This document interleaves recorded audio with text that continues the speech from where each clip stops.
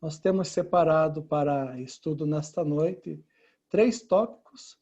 O primeiro deles será o que é o mundo dos espíritos. Bem interessante. O segundo é, cada homem é um espírito quanto aos seus interiores. E o terceiro, da ressurreição do homem dentre os mortos e da entrada na vida eterna. Aqui nós vamos começar a falar a respeito da ressurreição do homem e entrada na vida eterna. Para iniciarmos, então, vamos falar a respeito do mundo dos espíritos.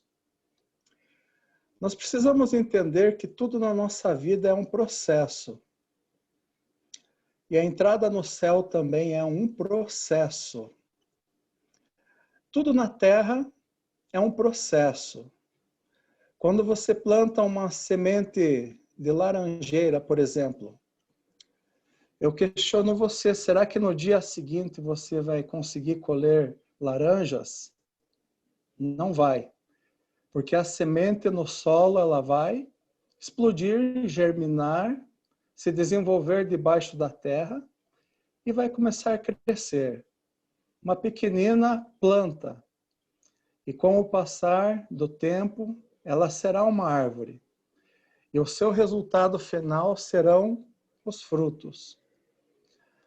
Tudo no universo é semente. O homem é semente também. Todos nós um dia fomos uma pequenina semente vinda do nosso pai, o qual repousou no útero materno e ali se desenvolveu uma pequenina estrutura chamada de zigoto e a partir daí veio um desenvolvimento de 9 meses, onde cada um de nós nascemos e não sabíamos nada a respeito da vida no mundo. Houve um desenvolvimento do nosso corpo na vida uterina, uma preparação para a vida terrestre, correto? Guarde então que tudo é um processo. Até que veio o desenvolvimento, se tornamos uma criança, começamos a andar, caminhar, os anos se passaram, fomos bem criados e cuidados, veio a adolescência, a juventude, a idade adulta e aqui estamos nós.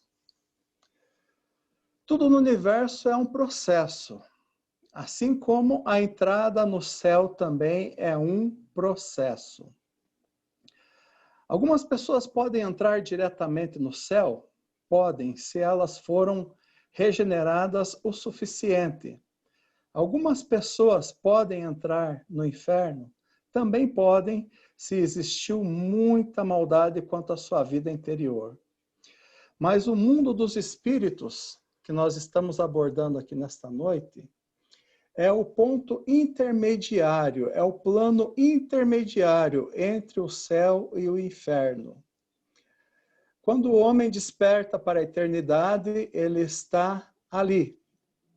Ele não está nem no céu e ele não está também nem no inferno. Depois de um tempo, ele é elevado ou ao céu ou ao inferno. E possivelmente, a partir da próxima aula, nós vamos estudar as 3 fases que acontecem.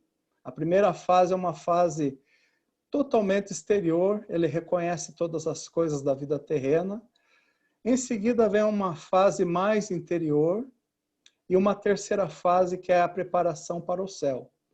Aqueles que vão para o inferno não passam para essa terceira fase, porque eles automaticamente se precipitam nos infernos.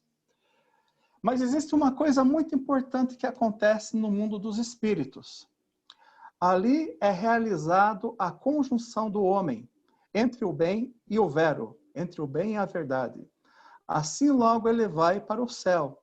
E também nos maus é realizada a conjunção entre a falsidade e as maldades, o que promove então a sua precipitação nos infernos. Nós temos um entendimento muito profundo para compartilhar com vocês. Como nós podemos entender isso? O homem, ele é formado por 2 faculdades. Ele é formado pelo entendimento, aonde ele recebe os veros, e ele é formado pela sua vontade, aonde ele recebe os bens. Imagine que o entendimento do homem é como um recipiente, aonde ele recebe durante toda a sua vida os veros, as verdades. E por outro lado, a sua vontade é o recipiente onde ele recebe os bens. E ali no mundo dos espíritos, o que o homem entende e pensa, que trouxe da sua vida natural, ele chama de vero, ou seja, a sua verdade de vida, a sua característica. E também, por outro lado, o que o homem quer e daí pensa, ele chama isso de bem. E isso é exatamente a vida do homem. A conjunção da sua verdade com a sua bondade ou dos seus males com suas falsidades. Ali está o homem em sua essência. Vamos dizer que ali está a compilação final do que é o homem para entrar na vida eterna. Quanto mais os veros se conjuntam aos bens, mais o homem tem o céu. Quanto mais você recebe verdades do Senhor e bondade, já em vida terrena você começa a desfrutar e viver uma vida de paz, uma vida de tranquilidade, pois esse é o estado interior de flashes, podemos assim dizer, do estado celestial dentro de você. Porquanto, por outro lado, quanto mais o homem recebe os males e as falsidades, e isso vai se conjuntando dentro dele e formando a sua mente e seu coração, mais ele está num estado infernal. Por exemplo, existem verdades que estão na palavra que são imutáveis. Não matarás. Um dos mandamentos, o quinto, por exemplo. Todos nós sabemos que é errado, é um crime destruir a vida do próximo, seja por pensamento ou resultado final de ações. Mas para algumas pessoas no mundo, matar o próximo é como matar uma formiga. Isso para ele é a sua vida, porque dentro do seu interior está então um conjunto, a falsidade e a maldade, e isso se torna para ele uma verdade. Isso se torna para ele algo importante para a sua vida. Ele não vive mais sem aquele pecado. É por isso que quando o homem entra no mundo dos espíritos, ali é conjunto, o bem com a verdade, na sua compilação inicial da sua existência. No mundo dos espíritos há um número enorme de homens, pois ali todos são examinados, todos passam por ali. Não existe um tempo fixo para ali permanecer. Tudo depende como está o interior de cada um. Quando nós saímos do plano terrestre, nós levamos exatamente o que nós somos. Ali está o homem com suas virtudes e suas cobiças, com suas bondades e com suas maldades, com suas verdades e com suas falsidades. Ele acorda ali conforme ele é. E essa jornada de desprendimento depende totalmente de como o homem está. Por exemplo, o homem que amava muito os bens materiais. Está aqui na mente dele ainda. As suas riquezas, o seu poder, o seu dinheiro. E ele está numa fase de desprendimento. E agora? Ali já não precisa mais disso. Mas será que eu consigo me desprender disso? Será que eu consigo prosseguir para a vida eterna sem essas coisas mundanas e naturais? Aqui está a qualidade de vida do homem. O que ele levou da vida terrena para a eternidade. É por isso que na aula anterior nós trabalhamos bastante o tema a respeito do desenvolvimento das qualidades interiores da nossa existência, porque elas sim persistirão por toda a eternidade. Ali no mundo dos espíritos, todos que se conheceram na vida terrena se encontram. Todos aqueles que você conheceu e que já partiram para a eternidade, quando você passar ali, eles estarão a te receber. estarão próximo de você, porque ali o que reina é o pensamento do homem. A comunicação é exatamente o pensamento. Ali, por exemplo, os pais que perderam seus filhos, os filhos que perderam seus pais, eles se reencontram porque o homem está muito nas características exteriores, como foi a vida no mundo. Nós podemos dizer que ele está num primeiro passo da eternidade. Ali há um reconhecimento. Nós sabemos que a riqueza da consciência que o Senhor colocou dentro de nós, ela permanece viva, ela não se apaga. Porém, quando o homem vai desenvolvendo os seus interiores, vai prosseguindo, ele vai sendo então preparado para um estado permanente, para ingressar ou em uma sociedade angélica ou em uma sociedade infernal. O mundo dos espíritos aparece como um vale entre montanhas e rochas, rebaixado e elevado aqui e ali. E lá no mundo dos espíritos existem muitas portas. Portas que levam para o céu e portas que levam para o inferno. Aqueles que estão sendo preparados para o céu. Somente eles enxergam essas portas. E aqueles que estão sendo precipitados para o inferno.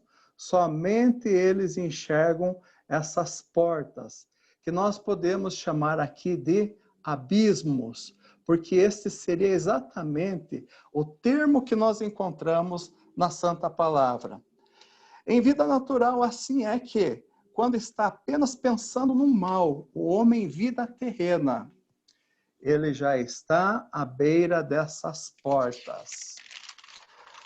Existe uma passagem muito linda na Santa Palavra, onde é dito, no Salmo 42, 7, para vocês entenderem esta ideia de porta. Um abismo chama outro abismo. Em vida terrena, o homem muitas vezes não pratica um erro, porque ele tem medo da sua religião, ele tem medo da acusação, das coisas que podem vir na sequência. Mas se lá dentro do seu pensamento ele cometeu esse delito, é como se ele, já posicionado diante dessas portas infernais, ele não apenas olhasse para elas, mas entrasse dentro delas. Olha que perigo de vida que aqui está. Porém, o homem que, em seu pensamento, talvez cometeu um erro, mas não deu asas à imaginação, aquele pecado, não desenvolveu aquele dentro de si, é como se ele passasse no mundo espiritual por essas portas e apenas olhasse, e não entrasse, não permanecesse ali. Agora, se o homem acomoda dentro do seu pensamento, dentro do seu ser, esses desejos que são repreensíveis em vida mundana, porém na eternidade tudo está aberto, ele tem uma grande oportunidade de estar preso exatamente nessas portas infernais, que conduzirão ele a uma eternidade onde está o seu amor reinante. E seu amor reinante está voltado para o mal, então ele se precipita no inferno. Aqui está uma coisa muito importante. Fica evidente que a pessoa que se liga durante a vida natural e se prende ao inferno, cada palavra que pronuncia, cada decisão que toma, estabelece um vínculo com alguma sociedade espiritual. E isso afetará a sua vida na eternidade, conforme o Senhor falou em Mateus 12, 36. Mas eu vos digo que de toda palavra ociosa que os homens disserem, hão de dar conta no dia do juízo. Tudo está dentro de nós, pois o homem foi feito um céu interior para viver ao céu. Mas se o homem perverte a ordem divina, ele está vinculado a uma sociedade infernal já em vida terrena. Essa sequência triste que acontece, em que a pessoa mergulha num mal, atrás do outro, procurando um prazer maior já em vida natural, é um abismo que vai chamando outro abismo. Por exemplo, o pecado do adultério. O homem olhou e cobiçou uma pessoa. Se ele dá asas a esse desejo, o que pode vir em seguida? Se a outra pessoa é casada, ele vai querer destruir uma família, ou vai querer até mesmo matar o próximo. Como aconteceu na história de Davi. Quando ele cobiçou Betseba e com ela teve um filho, o que ele fez? Não mandou o esposo daquela mulher para a frente do batalhão, aonde ele perdeu a guerra, aonde ele perdeu a vida, quer dizer, corrigindo? É a tríade do pecado, vem o adultério, vem o homicídio, vem o assassinato, vem o furto. É um abismo chamando outro abismo. Existe um pensamento bem interessante, que os pensamentos ruins na vida do homem são como pássaros voando em cima da sua cabeça. Se ele prossegue, caminha, espanta aqueles pássaros, eles não pousam ali para fazer ninhos, mas se ele permite que eles façam ninhos, ali eles ficam. É a mesma coisa o pecado quando entra na nossa mente e no nosso coração. Quando nós damos asa, quando nós desenvolvemos, nós já estamos entrando exatamente nesses abismos, nessas portas infernais que existem no mundo dos espíritos. Agora nós entendemos a profundidade daquilo que o Senhor falou. Se um homem olhar uma mulher em seu coração, cobiçá-la, ele não precisa chegar no ato final. Ele então já pecou. Por quê? Porque aqui está o nosso espírito. A nossa mente e a nossa vontade compõem o nosso espírito. E tudo que está lá dentro de nós, na eternidade, está desvendado e cria asas. Em cada ser humano existem duas portas. Uma conduz ao céu e outra ao inferno. Se o homem se volta ao Senhor e à sua santa palavra, e é uma vida interior, reflexiva, uma vida se afastando dos males, que é a vida do céu, ele recebe a luz que vem do céu. E automaticamente a vida eterna. Obedecendo a ordem divina não tem erro. Não precisamos pagar promessas, não precisamos subir escadarias de joelhos, não precisamos fazer votos pesadíssimos, porque o sacrifício maior o Senhor Jesus Cristo já fez. Se o homem viver bem, cumprindo a ordem divina, aquilo que o Senhor colocou para nós fazermos, que está em sua palavra, o que, por exemplo, os 10 mandamentos, os preceitos que são vida para nós, o homem desenvolve o estado de céu. E além de viver feliz na vida terrena, vai desfrutar dos prazeres da vida celeste. Porém, se o homem volta para os males, para as falsidades, ele automaticamente se direciona para os infernos. Então, essas portas que são vistas nesses vales, nessas montanhas do mundo dos espíritos, são exatamente caminhos que levam ou para uma sociedade angélica ou para uma sociedade infernal. Tudo conforme é o estado interior do ser humano. Em resumo, o mundo dos espíritos não é o céu e não é o inferno. É o estado intermediário que grande parte dos homens passam, ou para subir para a vida eterna, ou para cair na condenação eterna. E mais uma vez, não é o Senhor que joga as pessoas no inferno. É o homem que se precipita pelos seus males e pelas suas falsidades. Pois bem, meus queridos, seguindo para o próximo tópico desta noite. Cada homem é um espírito quanto aos seus interiores. Eu quero começar a meditação deste capítulo, lendo para vocês o capítulo 12 de Mateus, versículo 43 a 45. Nos diz assim a palavra do Senhor. Quando um espírito imundo sai de um homem, passa por lugares áridos, procurando descanso. Como não encontra, diz: voltarei para a casa de onde saí. Eu pergunto para vocês, quem que é essa casa? Essa casa é o homem. Chegando, encontra a casa desocupada, varrida e em ordem. Então vai e traz consigo outros 7 espíritos piores do que ele, e entrando, passam a viver ali. E o estado final daquele homem torna-se pior do que o primeiro. Assim acontecerá a esta geração perversa. Muito bem. O nosso corpo não pensa. Quem pensa é o nosso espírito. O nosso corpo é apenas um servo do nosso espírito. Ele não faz nada. Não levanta, não corre, não pensa. Ele não faz nada. O nosso corpo é um servo do nosso espírito. Porque ele é natural, mas o nosso espírito é a essência interior, é espiritual. A alma do homem é o seu espírito. O espírito vive eternamente, porém o corpo é servo.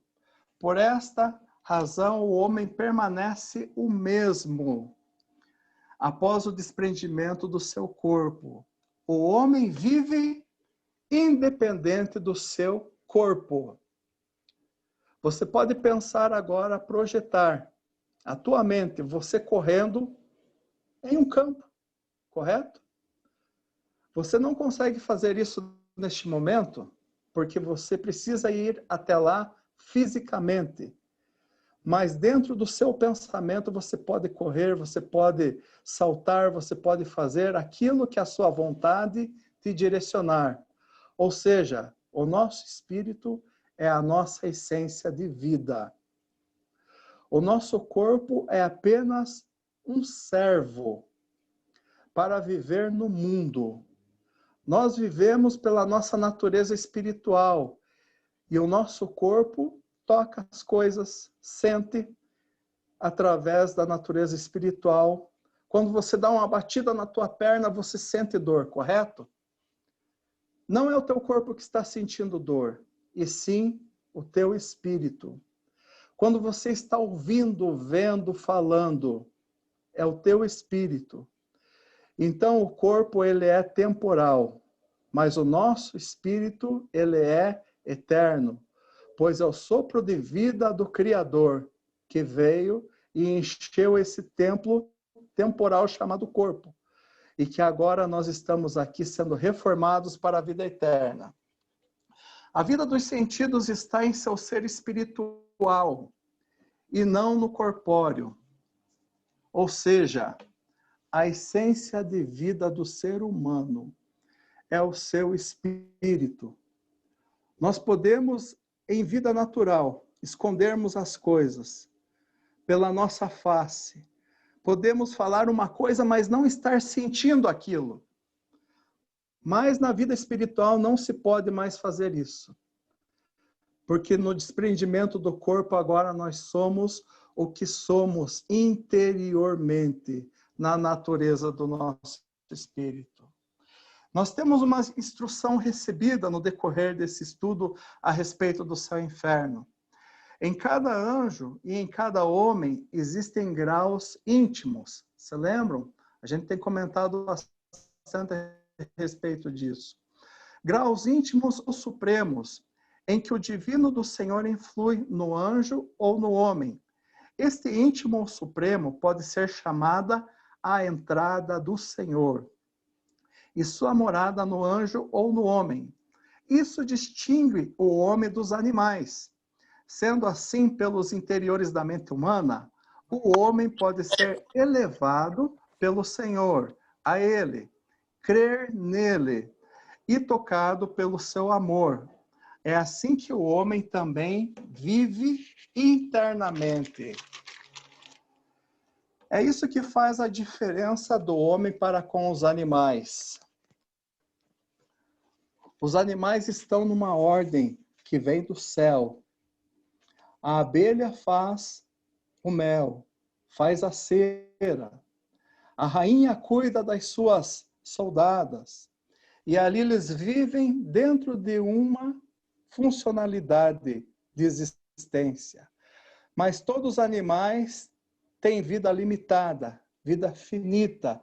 Eles não têm racionais. Agora o homem tem racionais.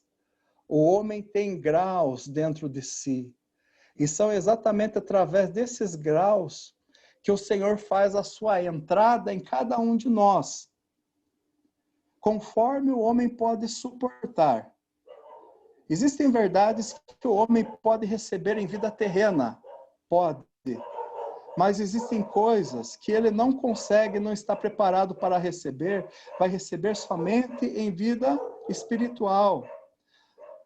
Às vezes a religião é exatamente a casa que preserva o homem, é a providência do Senhor para que o homem seja salvo. Ele crê, ele acredita naquilo, ele permanece, vamos dizer assim, naquela casa durante toda a vida natural, para que quando ele se abra para a vida espiritual, ele receba uma espécie de céu e esteja ali num estado feliz. O homem foi criado para viver e viver eternamente. O homem foi feito para o céu, para receber o Senhor em vida terrena e para se tornar um anjo de luz na eternidade. Esse é o destino, é o propósito do Senhor, porque a terra sempre será a sementeira dos céus. E nós estamos falando que o homem, ele é um espírito revestido de um corpo. O corpo é temporal. O corpo permanece no pó da terra após a sua partida, mas o seu espírito caminhará pela vida eterna. Existem duas experiências muito profundas aqui para compartilhar com cada um de vocês a respeito do que significa ser arrebatado do corpo e levado pelo espírito. Isso faz parte do entendimento que o homem é um espírito. Na Santa Palavra existem várias passagens que tratam a respeito deste tema. Eu separei uma aqui. Arrebatado do corpo. Um exemplo, Apocalipse 1, 10, 11. Olha só o que diz o apóstolo João. E um dia do Senhor fui arrebatado em espírito, e ouvi detrás de mim uma grande voz, como de trombeta, que dizia: Eu sou o Alfa e Ômega, o primeiro e o derradeiro. O primeiro entendimento que nós precisamos aqui passar é que arrebatamento acontece somente espiritualmente. Não acontece na natureza corporal, porque a natureza corporal é finita, mas a natureza espiritual é eterna. Ela pertence ao Senhor.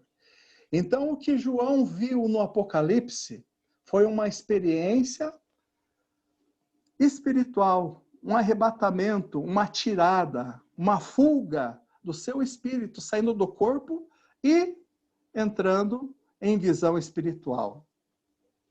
Esse entendimento é explicado assim, no parágrafo 440 do livro Céu e Inferno. Ser arrebatado do corpo, isto acontece assim. O homem é levado a certo estado, que está entre o sono e a vigília.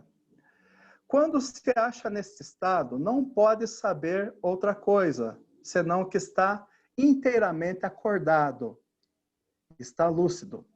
Todos os sentidos se acham tão despertos quanto na máxima vigília do corpo, tanto a visão quanto a audição, e o que é admirável, o tato, que então é mais apurado do que é jamais possível na vigília do corpo. Nesse estado também, espíritos e anjos foram vistos e também ouvidos absolutamente ao vivo.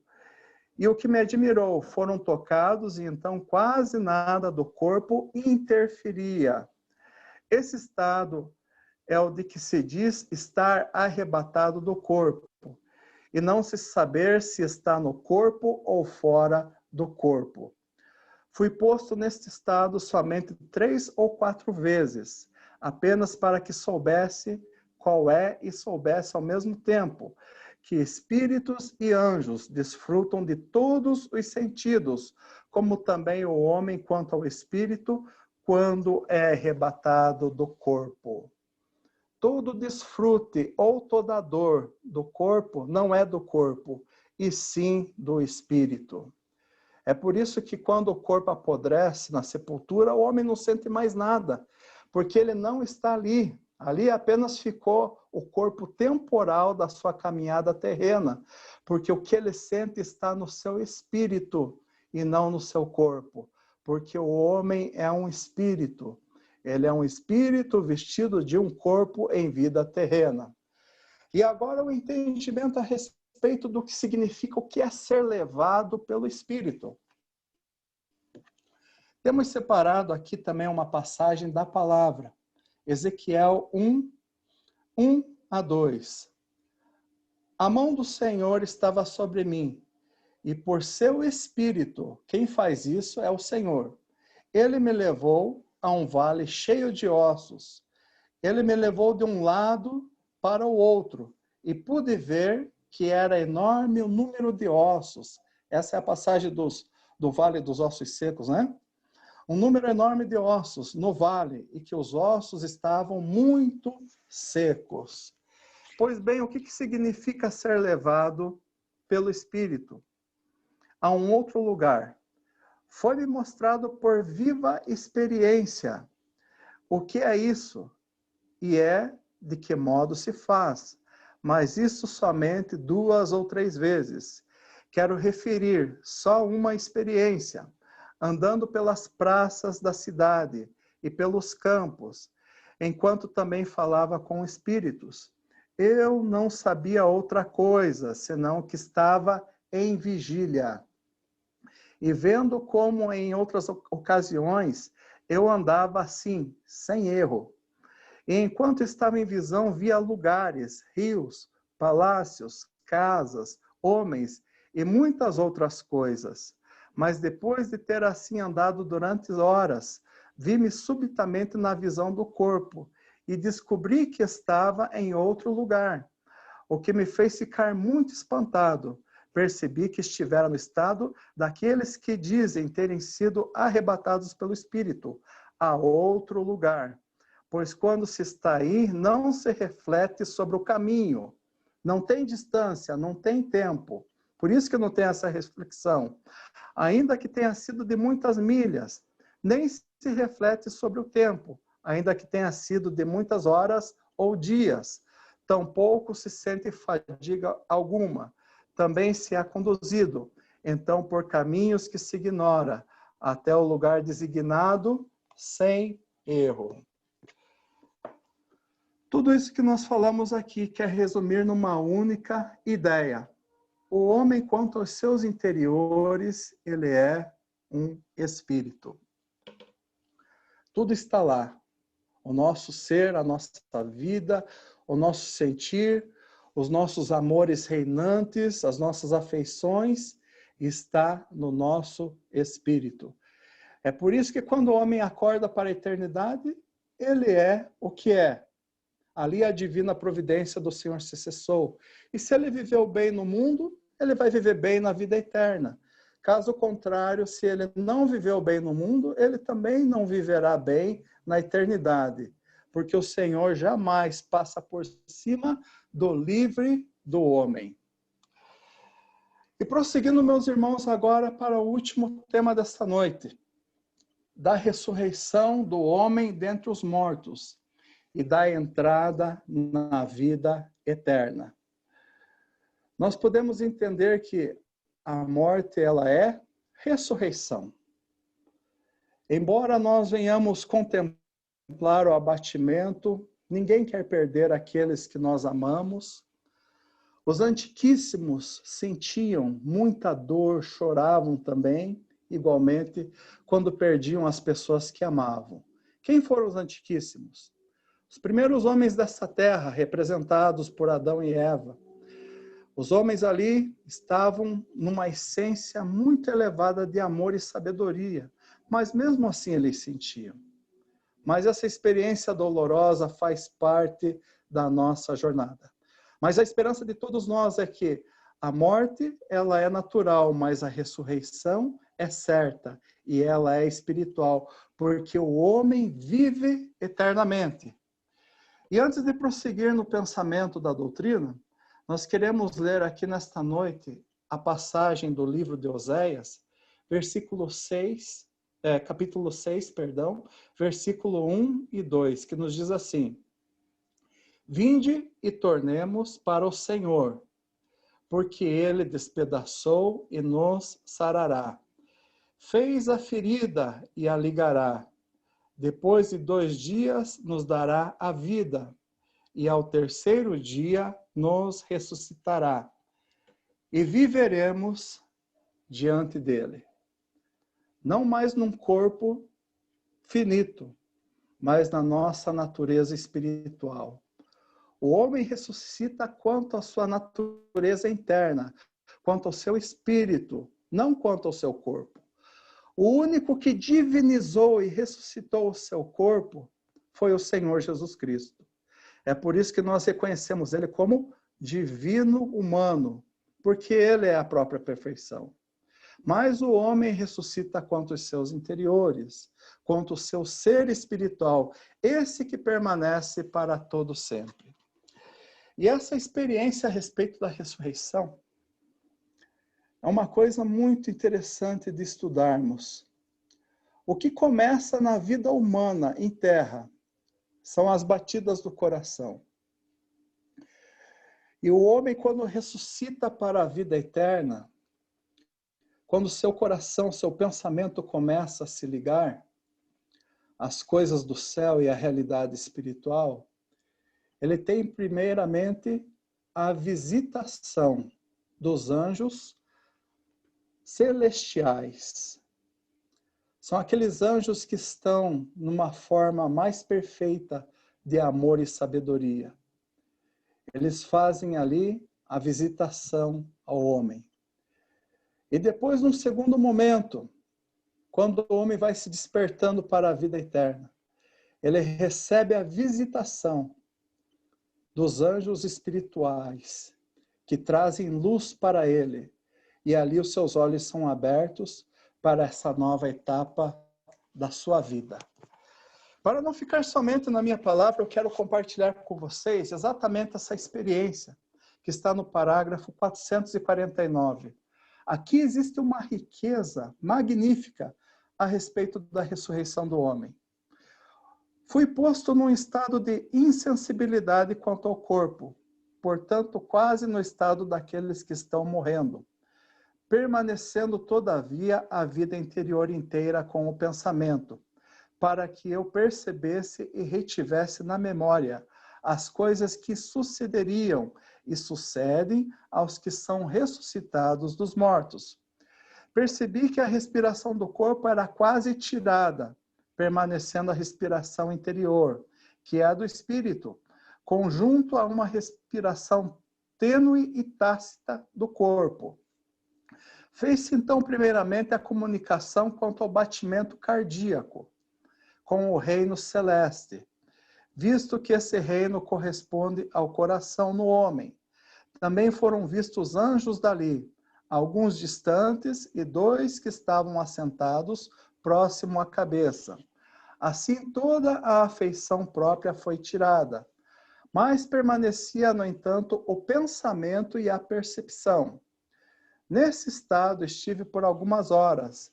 Então os espíritos que estavam à minha volta se retiraram, achando que eu estivesse morto. Sentiu-se também um odor aromático, como de cadáver embalsamado, pois quando os anjos celestes estão presentes, o que é cadaveroso é então sentido como um aromático, que quando os espíritos sentem, não podem se aproximar. Assim também os maus espíritos são afastados. do espírito do homem. Então, logo ele é introduzido na vida eterna.